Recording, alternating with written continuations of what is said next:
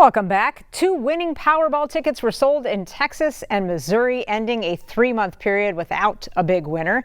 2 people matched every single number on the ticket and will split the $1.8 billion jack prize, the second biggest jackpot in the game's history. However, Minnesotans, you're not out of the woods, or you're not out of luck just yet. Check your tickets, because 3 people won $50,000 and 1 individual in Minnesota will claim a $100,000 prize. The next drawing tonight now stands at $20 million. Right now, the Minnesota Vikings are in Chicago ahead of their primetime showdown against the Bears.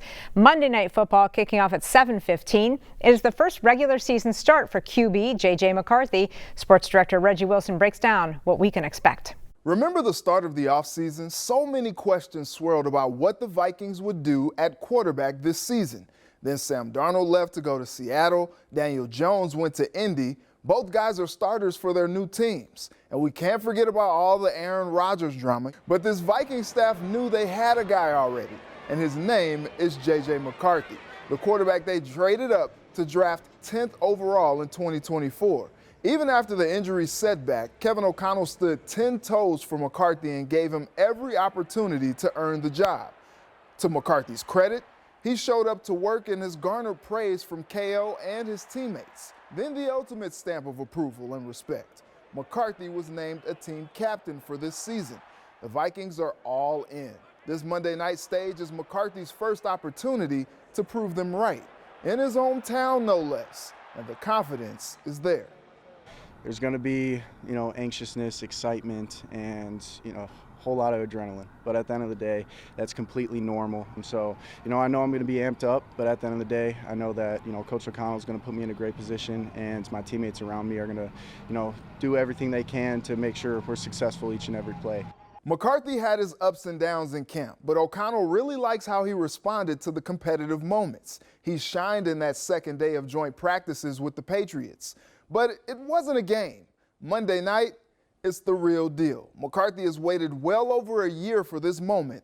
Let's see how he meets it. Well, this afternoon, we are meeting a St. Paul artist with paintings on display here at home and as far away as the Philippines. Just 5 years ago, he could not have dreamed of this reality. Then something changed. Michelle Beck has the story. I gotta get super close. Artists feel close to their art, but rarely are they close. Maybe an inch. Like this. Half inch. Rob Swift is unlike most lovers of detail who in time step back to take it all in. At 6 feet away, daisies turn hazy. Rob tells us this is how he sees his work, let alone his world. I had stage 5 ROP. It's an eye disease. I got it when I was a baby. I was premature. It's horrible in my left eye, and I can see a little bit in my right eye, but over the years it gets worse. And when I got my Crohn's disease, it got even worse.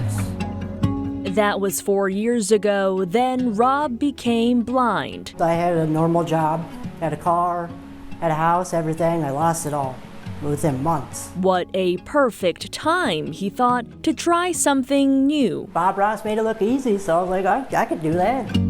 With his teacher still at his St. Paul home studio, I like more realism. Roughly 90 pieces emerged out of no previous art experience. I just hope they can see a landscape painting. I hope it's as good as what they say it is. I hope they enjoy it. Some paintings are for sale. It's truly amazing. That's a big challenge. At Contron's art gallery. And I'm still in shock that a person can do that.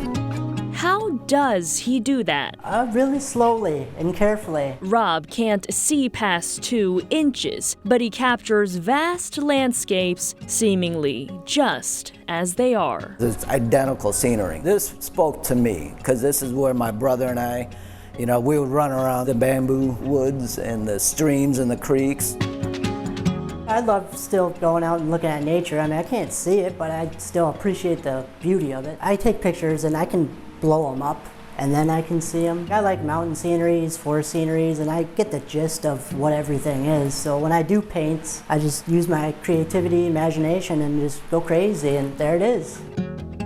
He also practices the art of patience. People could probably get these done in days or hours, but for me it takes me weeks. And then I get frustrated sometimes because I have to go slow and I don't get to see any of my process. How do you overcome that frustration? I keep remembering it's not for me, it's for you guys. And by you guys, he means anyone watching. I'm blind and I just completed this painting. Blind artist. Rob proves those two words don't contradict. I mean, hey, if a blind guy can do it, maybe you can. They're closer than you might think. In St. Paul, Michelle Beck, KARE 11 News. Now that was truly amazing. Stick with us. We've got more news and weather coming up after the break.